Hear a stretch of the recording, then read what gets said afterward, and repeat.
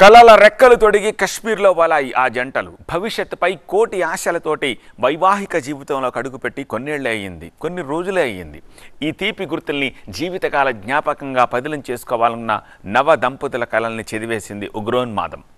5 రోజుల క్రితం పెళ్లైన నేవీ ఆఫీసర్ 2 నెలల క్రితం లైఫ్ పార్ట్నర్ని తన జీవితంలోకి ఆహ్వానించిన మరో యువకుడు కర్కశ తూటాలకు బలైపోయారు.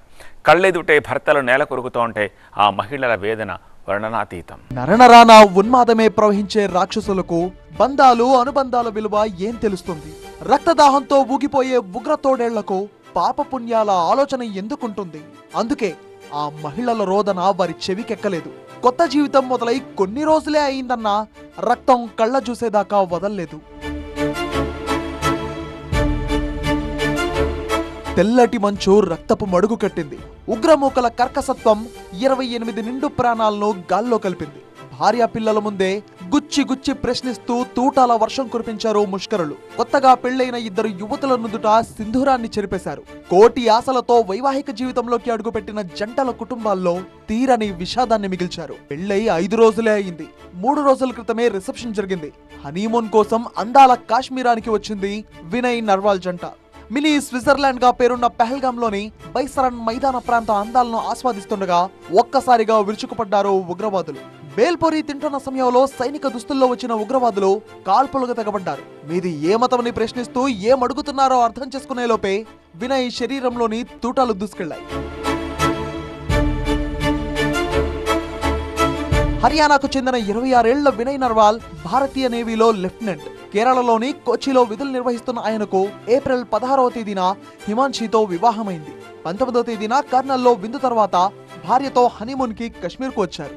మొదట యూరప్ వెళ్లాలనుకున్నారు వినయ్ దంపతులు. కానీ వీసా రాకపోవడంతో చివరి క్షణంలో హనీమూన్ కోసం కశ్మీర్ టూర్ ప్లాన్ చేశారు. అప్పటిదాకా చలాకీగా మాట్లాడుతున్న భర్త మరణంతో అతని మృతదేహం పక్కనే హిమాన్షి రోదన అందరినీ కలచివేసింది. కళ్ళెదుటే భర్తను క్షణాల్లో కాల్చి చంపేశారని రోదిస్తోంది హిమాన్షి.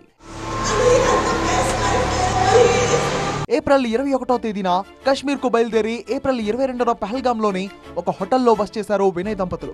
భోజనం తర్వాత విహారానికి బయటకు వచ్చినప్పుడు ఉగ్రవాదులు మారణ హోమానికి తెగబడ్డారు. కశ్మీర్ నుంచి తిరిగొచ్చాక మే 1వ తేదీన తన 27వ బర్త్డేని గ్రాండ్ గా సెలబ్రేట్ చేసుకోవాలనుకున్నాడు వినయ్. కానీ ఉగ్రమూక అతన్ని పొట్టన పెట్టుకుంది. వినయ్ తండ్రి రాజేష్ పానిపట్ లో కస్టమ్స్ డిపార్ట్మెంట్ లో సూపరింటెండెంట్ గా పనిచేస్తున్నారు. ఎంతో భవిష్యత్తున్న వినయ్ ఉగ్రదాడిలో చనిపోవడంతో నేవీ సహచరులు బంధుమిత్రులు విషాదంలో మునిగిపోయారు.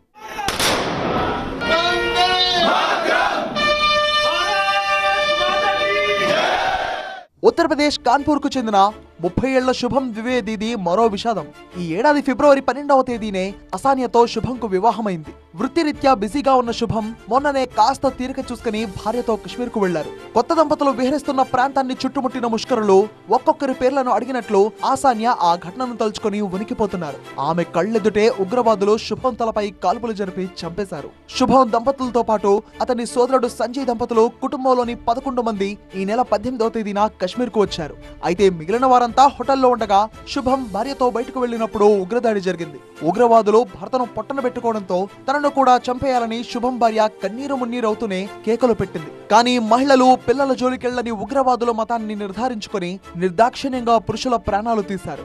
23న కొత్త దంపతులు తిరిగొస్తారని ఎదురు చూస్తున్న ఆత్మీయులు శుభం మరణ వార్త తెలిసి కుప్పకూలిపోయారు. వినయ్, శుభం ఇద్దరు మొన్ననే కొత్త జీవితాల్లోకి అడుగుపెట్టిన వారు. వీరిలాగే ఉగ్రదాడిలో మరణించిన ప్రతి కుటుంబం అంతులేనంత విషాదంలో మునిగిపోయింది.